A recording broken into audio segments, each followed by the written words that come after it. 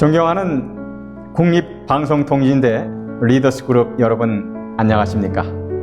이민년 희망찬 새해 만사형통하시기를 기원하면서 중국문화인류학자 보원 최창원 교수 여러분께 인사드립니다.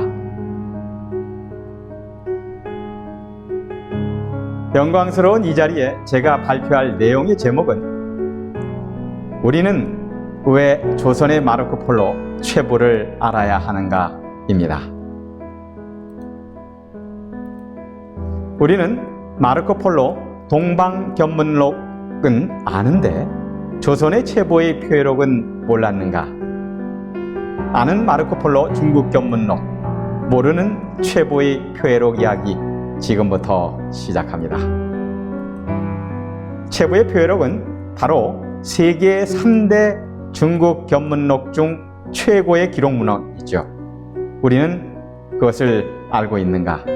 그렇다면 먼저 표회록을 집필한 저자 조선의 마르코 폴로라고 하는 최부는 과연 누구인가?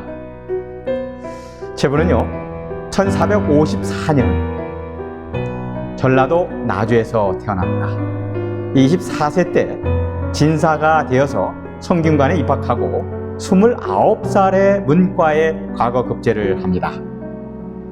과거급제를 하면요 바로 이러한 교지를 받습니다.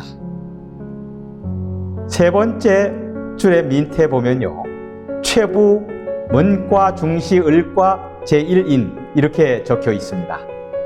물론 교지는요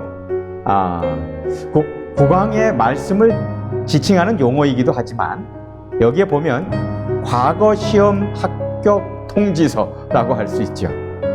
네, 합격 증서죠. 이런 것을 받을 수 있습니다. 자, 1487년에는요 34살이 되는데 홍문관 부교리 오품관리, 그때 바로 제주도에 파견 근무를 합니다. 신분은 추세 경차관으로 부임을 받죠. 경차관이란 조선시대 중앙정부의 필요에 따라서 특수 임무를 띠고 지방에 파견된 관직을 말합니다. 지금으로 말하면 특임 파견 공무원이라고 할 수 있습니다. 자, 제주도에 이제 부임을 하기 위해서 배를 타고 제주도로 가야 되죠. 이런 조선의 관선을 타고 갑니다. 이 관선은 민선과 다르게 굉장히 웅장하고 안에 시설이 완벽하죠. 인원도 굉장히 많고 이래 한번 봐도 굉장히 안전한 크고 웅장한 완벽한 그런 선박이라고 볼 수 있겠죠. 네. 그런데 11월 1일 날부터 근무를 하고 한 3개월이 지났을까요? 어느 날 갑자기 최부는요 슬픈 눈물을 머금고 하늘을 마냥 쳐다봅니다. 부친의 부음을 전해 듣고 고향인 전라도 나주를 향해서 큰 절을 올리면서 망연자실합니다. 아버님이 돌아가셨거든요. 그래서 최부는 바로 상복을 갈아입고 1488년 윤 1월 3일 43명의 일행을 민선에 태우고 고향 전라도 나주로 향해 돌아갑니다. 자, 여기에서 민선이라 함은 바로 이러한 배를 아마 말할 것입니다. 돛대가 있고 규모가 좀 작으면서 노를 많이 저어야, 많은 사람들이 노를 저어야 앞으로 전진을 하기 쉽게 한 그런 구조로 되어 있는 민선을 타고 갑니다. 그 안에는 최부를 포함해서 하인들 7명과 군관 1명과 군졸 노를 젓는 군졸 35명 해서 모두 43명이 한 배에 타고 같은 운명을 하게 되죠.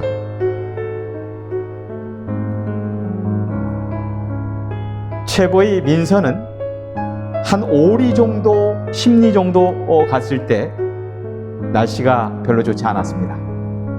폭풍우가 몰아치고 파도가 치면서 위험이 도사리는 그 망망대해를 거침없이 가게 되는데요. 그 큰 바다에 거침없이 빠져들기 시작하는 그 민선, 상상만 해도 굉장히 위태로워 보입니다. 망망대해에 표류하면서 위기는 지금부터 시작됩니다. 자, 여기서 한번 우리가 봐야 할 내용이 있습니다. 제주도에서 1월 3일 아주 추운 날이죠. 그날 선택해서 부랴부랴 준비해서 떠난 그 민선이 파도에, 바람에, 폭풍우에 밀려서 표류하기 시작합니다. 그 표류하는 상황은 바로 이 그림과 같을 것 같습니다. 그 기록에 의하면 이 표해 중에 폭풍우의 선박을 저렇게 표현하는데 절체절명의 위기 상황을 저 그림에서 볼 수 있죠. 그때 1월 3일, 음력 윤 1월 3일이니까 굉장히 추울 때죠. 뼈를 깎아내는 듯한 추위였고 목숨은 어떻게 됐을까요? 경각에 달려 있었죠. 언제 죽을지 모르죠. 모두 다. 자, 그런 상황에 한 10일 정도 지나서 절체절명의 그 위기는 한 9번을 겪습니다. 그 중에 한 번이 바로 이렇게 먹을 식량도 없고 물 한 모금도 없는 그 망망대해 배 위에서 얼마나 심각하게 죽을 각오를 할 수 있었겠습니까? 바로 그때 최부 선생은 선원이 어떻게 하고 있는지를 잘 보고 뭔가를 지시합니다. 마침 그때 비가 막 내리는 그 우중에 그 선원들은 다 같이 옷에 물을 적셔서 상대방의 물 한 모금을 더 주기 위해서 그 하는 모습을 보고 감동을 합니다. 최부 선생 역시 옷을 다 꺼내 들고 많은 옷을 적셔서 짜서 표박에다가 담아서 나도 역시 여러분들을 위해서 물 한 모금씩 드리겠습니다 하면서 감동을 하죠.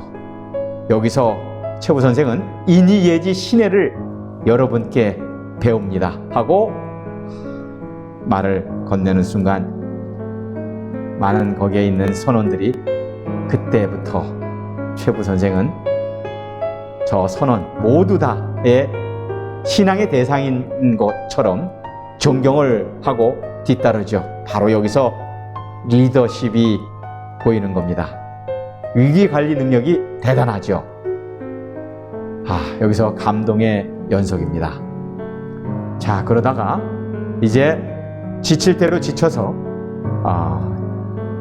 가는 곳이 딱 보니까 앞에 큰 소의 머리 모양의 어떤 지형을 나타나는데 바로 작은 사진을 볼 수 있는데 바로 우두외양이라는 곳입니다. 자, 여기서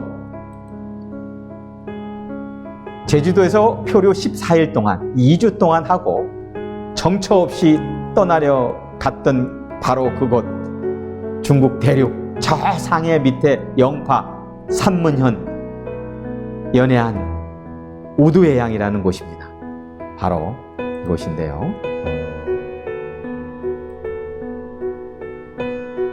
다시 말하면 최부 선생이 14일간 2주 동안 망망대해를 정처 없이 표류하다가 절체절명의 위기를 9번을 만나고 천신만고 끝에 구사일생으로 하늘이 도와서 간신히 살아남고 우두외양에 표착하게 됩니다. 자, 바로 여기입니다. 여기서 14일 2주 동안 표류를 하고 그 다음 우두외양에 표착한 다음 또 한 번의 위기를 만났죠. 여기서 왜구를 하고 오인을 받아서 많은 신문을 당하고 고초를 당합니다. 이때 최부 선생은 나름 선비와 지식을 갖고 필담을 통해서 설득을 하게 되죠. 결국 오해가 풀리고 중앙의 정보에 정부에 보고를 한 다음 다시 명이 와서 수로를 통해서 북경을 경유해서 귀국시키도록 하여라 라는 명이 옵니다. 그래서 거기서 외두예양서부터 우두예양서부터 시작해서 항주까지 육로로 이동합니다. 육로로 이동할 때 소홍시에 그 하나의 수차를 보게 되는데요.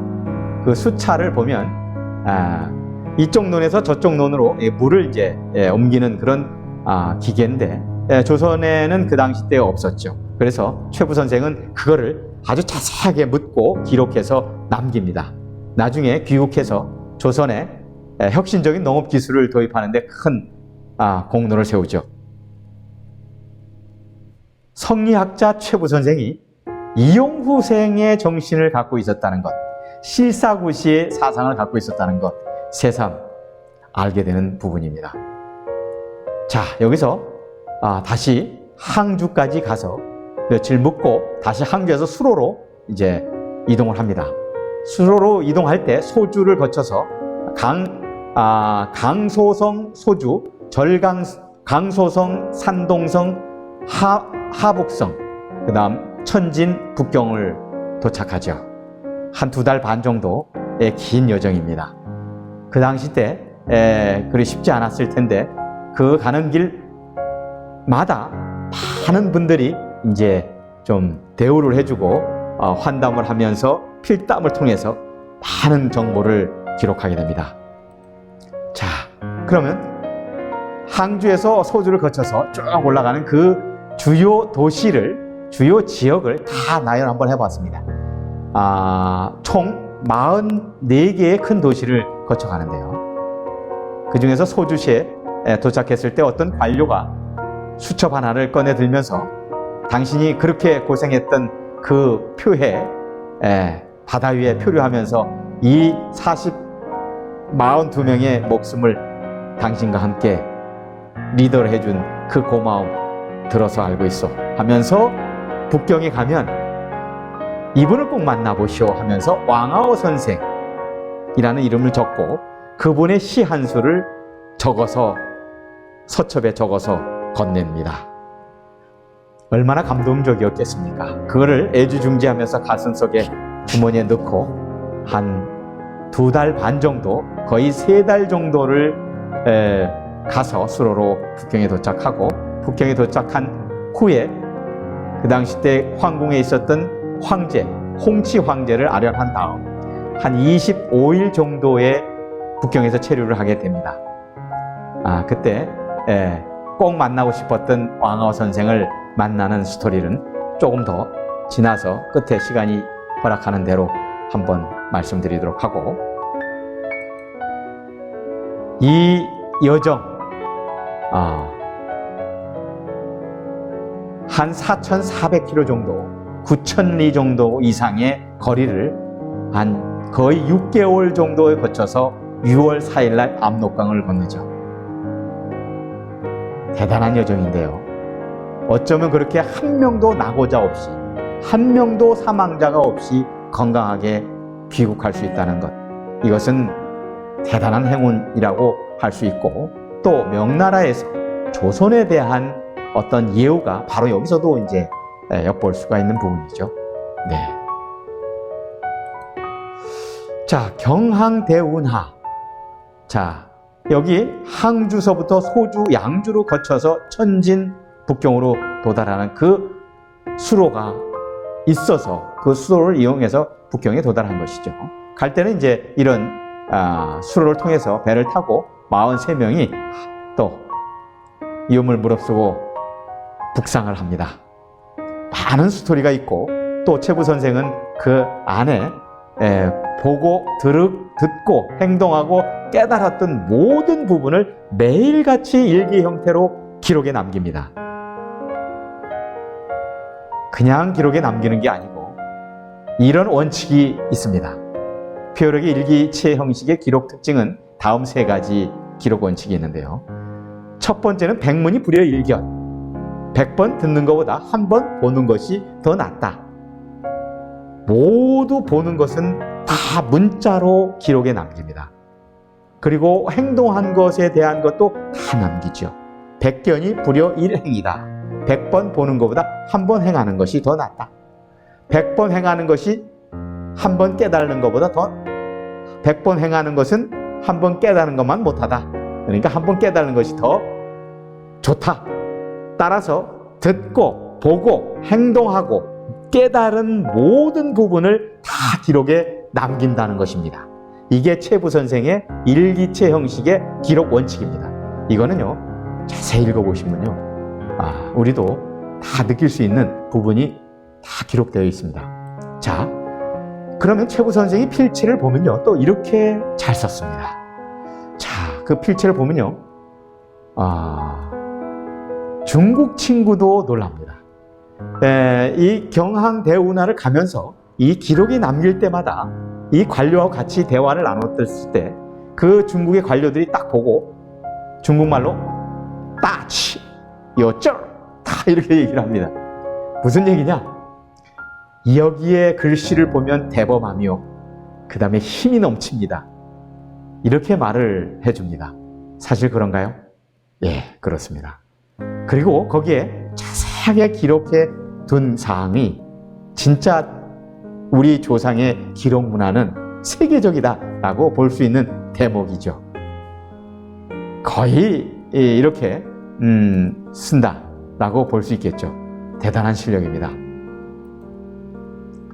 자, 이거는 제가 작게 이제 표회록을 논문을 발표할 때 요약했던 부분인데요.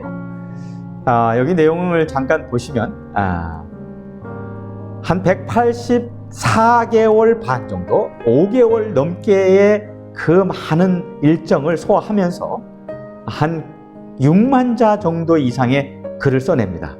그리고 조선에 귀국해서 국왕의 어명을 받아서 이제 표회록을 쓰는데요. 그 당시 때 아주 좋은 일화가 하나 있습니다. 그 당시 때 국왕이 성종이었었는데요. 성종이 최부 선생에게 묻습니다. 당신이 그렇게 천신만고 구사일생 이렇게 살아왔는데 무엇을 가장 크게 느꼈습니까? 라고 물어보니까 두 가지라고 말합니다. 첫째는 조선이 있어서 살았습니다. 둘째는 불가능이라는 말은 있는데 불가능이라는 일은 없었다 라고 전합니다. 성종이 어떻게 생각했을까요? 바로 이런 사람이 진정한 리더요 선빈이라. 당신 그 조선에서 알고 있지 못한 중국의 강남에 대한 소식 모두 다 자세하게 기록해서 남기시오 하고 어명을 내립니다.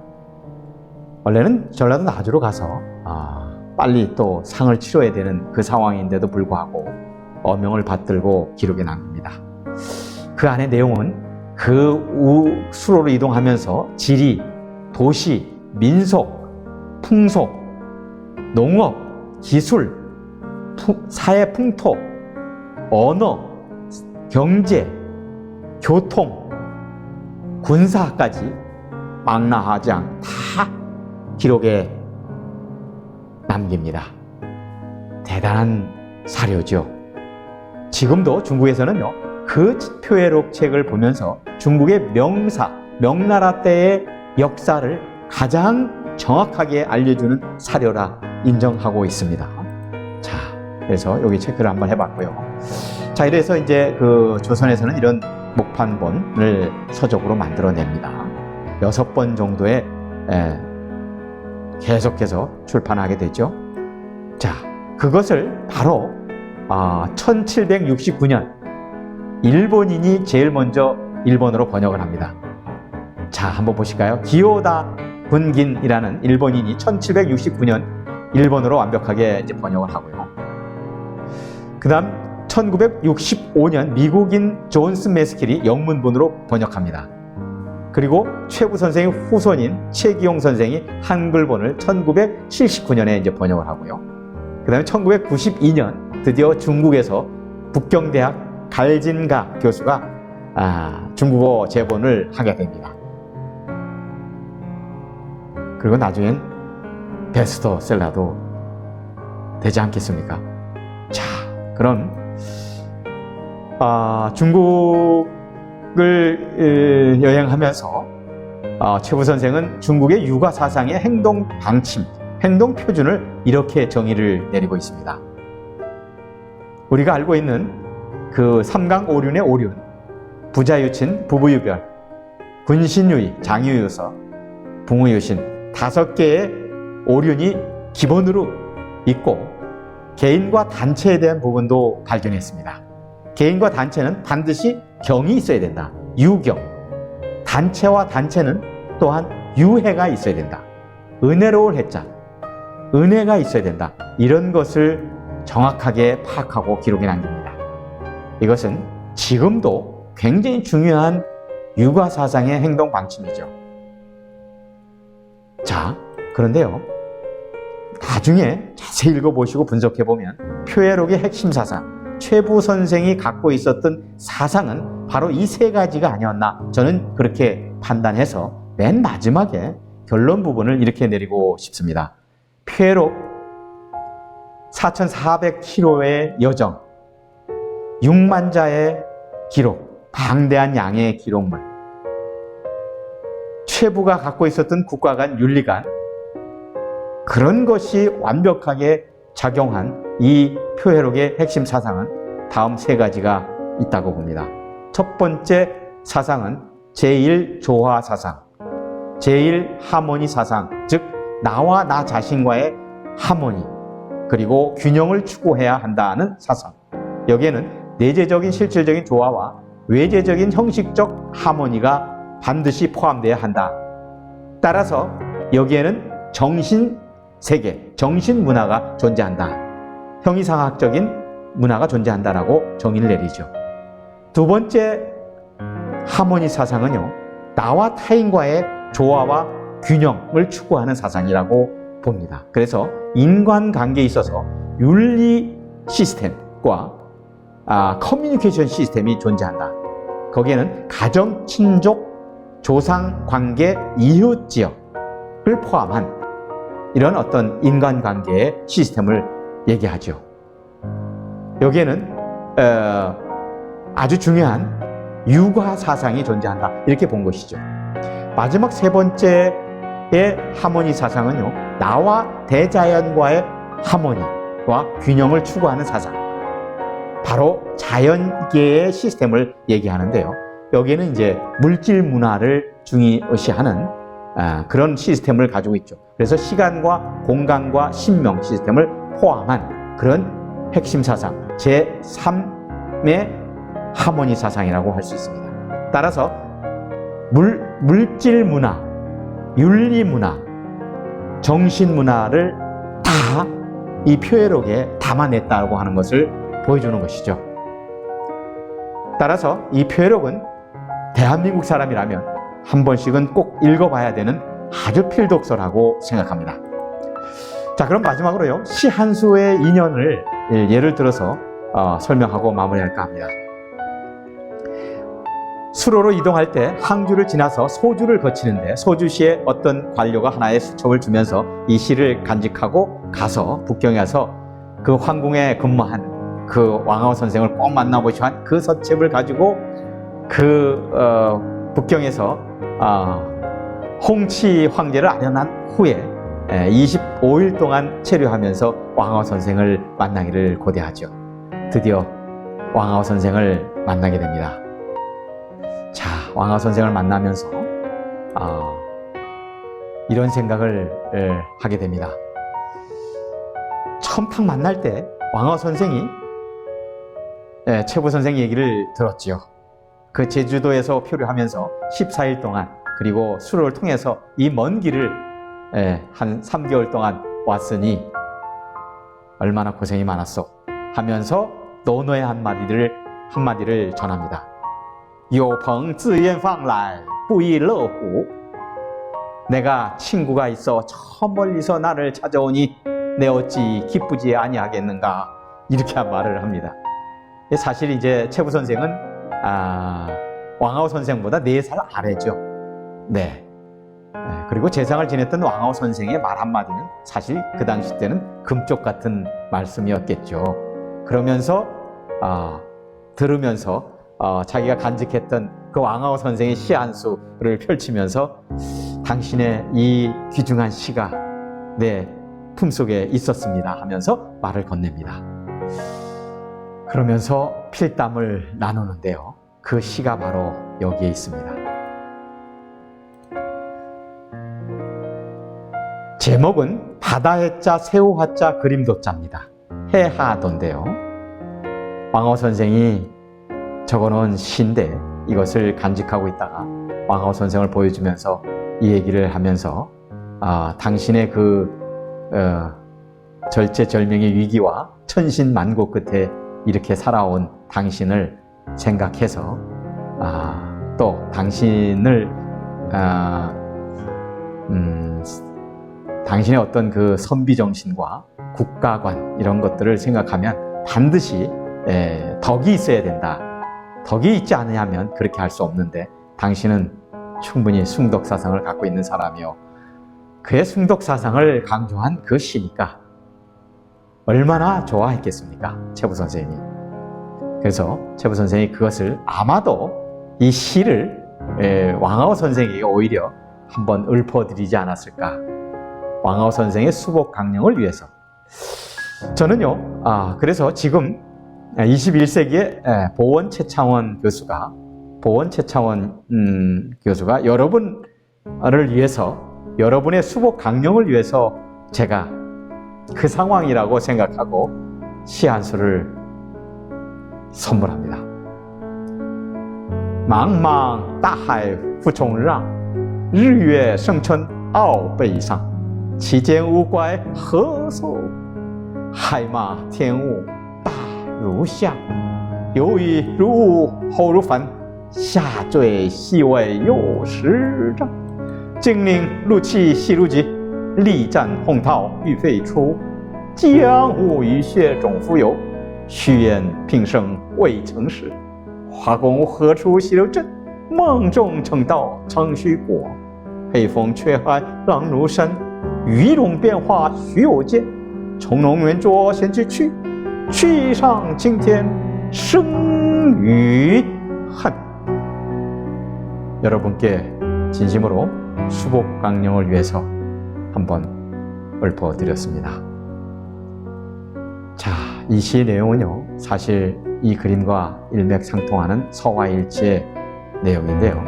왕아우 선생이 해하도라는 시를 썼고, 저는 그 해하도의 의미를 파악해서 제가 그리는 그림을 한번 도입해서 중국의 명나라 재상 왕아우의 해하도 시와 조선 선비 최부 선생의 일화를 보고 보원 교수가 구하도 9개의 새우 대하, 바다 새우죠.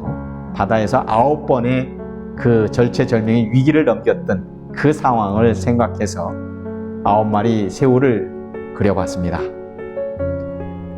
그렸더니 그 시와 그림이 일치하면서 문인화의 정수를 보여줄 수 있어서 영광으로 생각합니다. 여러분, 우리는 왜 조선의 마르코 폴로 최부를 알아야 하는가를 마무리하도록 하겠습니다. 여러분, 새해 복 많이 받으십시오. 감사합니다.